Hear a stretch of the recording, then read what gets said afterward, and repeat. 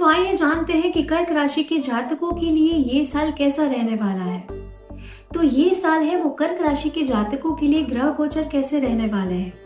तो जो देवगुरु बृहस्पति है वो शुरुआत के 6 महीने जो व्यय स्थान है, विदेश स्थान है, उसमें विराजित होंगे और उसके बाद जून के बाद लग्न भाव पे विराजित होंगे, व्यक्तित्व भाव में, स्वभाव भाव में विराजित होंगे। तो जो राहु है वो पूरे साल अष्टम मृत्यु स्थान में विराजित होंगे। ईयर एंड में भाग्य भाव में जाएंगे, लेकिन ऑलमोस्ट पूरा साल दिसंबर तक वो अष्टम मृत्यु स्थान पे विराजित होंगे, शनि की राशि में, कुंभ में।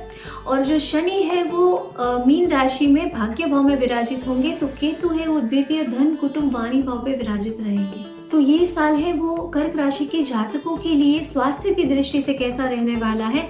तो जो रोग ऋण शत्रु कोर्ट कचेरी भाव के स्वामी हैं गुरु देवगुरु बृहस्पति है कर्क राशि के जातकों के लिए, और वो द्वादश हॉस्पिटल एक्सपेंडिचर भाव में विराजित है। तो पेट संबंधित समस्या आ सकती है, लीवर किडनी पैनक्रियास संबंधित समस्या आ सकती है। तो उसके साथ साथ ब्लड प्रेशर अप डाउन होना या फिर मोटापे की वजह से कुछ प्रॉब्लम हो या कुछ हेल्थ इश्यूज उसकी रिगार्डिंग खास करके आ सकती है। तो आपकी डाइट को खास ध्यान रखने की ज़रूरत है। तो आपको खास करके सात्विक भोजन लेने की ज़रूरत मुझे खास दिख रही है। तो शुरुआत के 6 महीने क्योंकि देवगुरु बृहस्पति व्यय स्थान पे होंगे, तो ये शुरुआत के जो 6 महीने जून तक वो खास स्वास्थ्य की दृष्टि से संभालने वाले हो सकते हैं। उसके बाद जो राहु है वो पूरे साल अष्टम मृत्यु स्थान पे विराजित होंगे, आकस्मिकता के साथ विराजित होंगे। आकस्मिक लाभ के भी कारक है और आकस्मिक लाभ भाव में भी विराजित है, लेकिन वो आकस्मिकता का भाव गिना जाता है। तो कोई हो सकता है कोई अचानक से कोई ऑपरेशन आ जाए और कोई आकस्मिक तरीके से कोई हेल्थ इश्यूज आ जाए, खास करके मार्च अप्रैल मई महीने में जब राहु है वो मंगल के साथ अंगारक दोष बनाएंगे। तो हो सकता है कोई एक्सीडेंट हो जाए या कोई ऑपरेशन आ जाए, कोई आकस्मिक तरीके से कोई पुरानी जो बीमारी है वो आ जाए, ऐसा कुछ हो सकता है। तो ये साल आपके करियर और व्यवसाय के लिए कैसा रहने वाला है।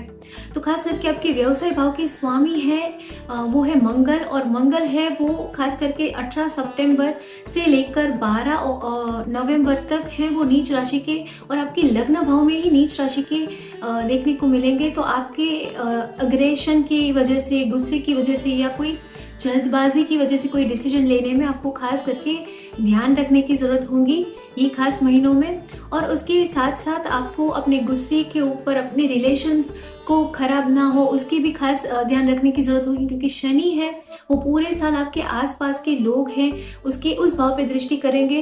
तो हो सकता है कि आसपास के लोगों के साथ, आपके छोटे भाई बहनों के साथ आपके रिलेशन में और मतभेद की सिचुएशन आ सकती है। तो खास करके जो देवगुरु बृहस्पति है वो शुरुआत के 6 महीने आपके व्यय स्थान पे विराजित होंगे। तो आपको विदेश से तो लाभ की स्थिति बनेगी, आकस्मिक लाभ की स्थिति भी बनेगी बिकॉज ऑफ राहु।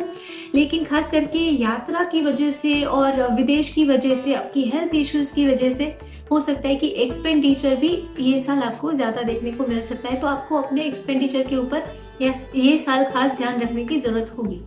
तो शुरुआत के जो 6 महीने हैं वो प्रॉपर्टी सुख के ऊपर भी दृष्टि देवगुरु की रहेगी।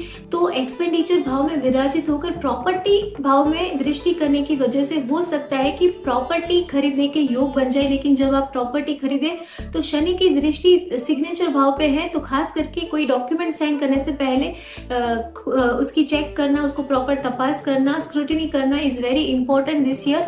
तो साइन करने से पहले डॉक्यूमेंट ज़रूर चेक कीजिए, और कोई भी प्रॉपर्टी खरीदनी है तो उसको प्रॉपरली स्क्रूटनाइज करने के बाद, प्रॉपरली चेक करने के बाद ही खरीदिए।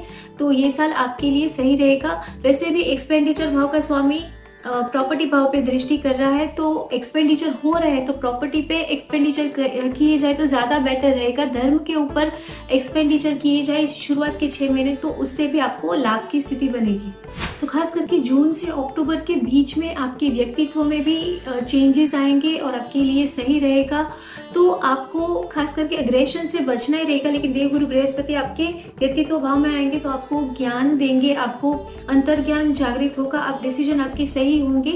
तो खास करके ये साल आपको डिसीजन मेकिंग में पूरे साल ध्यान रखने की ज़रूरत होगी। खास करके जब आपके मंगल है वो लग्न भाव में आके सितंबर, अक्टूबर, नवंबर में आपको अग्रेशन से कोई रॉन्ग डिसीजन ना ले। तो उसके बाद पर साथ साथ में जुपिटर भी होंगे, तो आपका ज्ञान भी जागृत रहेगा। तो वो ध्यान रखने की कोशिश कीजिए कि आपकी अंतरात्मा क्या कह रही है, आपको वो ध्यान रखने की ज़रूरत होगी ये साल। और जून के बाद आपके व्यवसाय में भी अच्छा रहेगा, तो रिलेशनशिप के लिए भी जून के बाद का समय सही रहेगा।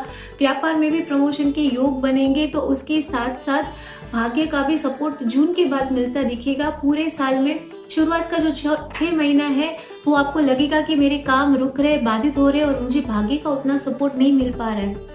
लेकिन आफ्टर जून आपको लगेगा कि आपको भाग्य का भी सपोर्ट मिलने जा रहा है। तो अक्टूबर के बाद धन भाव में विराजित होंगे देवगुरु बृहस्पति, तो धन की प्राप्ति होना शुरू होगा आफ्टर अक्टूबर। तो ये साल प्रेम के लिए, रिलेशनशिप के लिए कैसा रहने वाला है?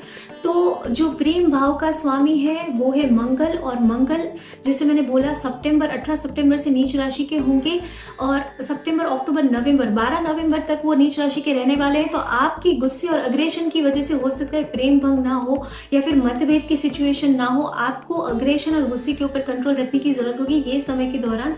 और खास करके शुक्र भी कारक हैं प्रेम के लिए, तो वो भी नवंबर में, अगस्त में नीच राशि के होंगे, तो उस वक्त भी आपको संभालने की जरूरत होगी। तो जून महीने के बाद देवगुरु बृहस्पति है वो लग्न भाव से विराजित होकर प्रेम भाव पे दृष्टि करेंगे, सप्तम विवाह भाव पे दृष्टि करेंगे, और उसके साथ साथ नवम भाग्य भाव पे दृष्टि करेंगे। तो जून के बाद विवाह के भी योग बनेंगे।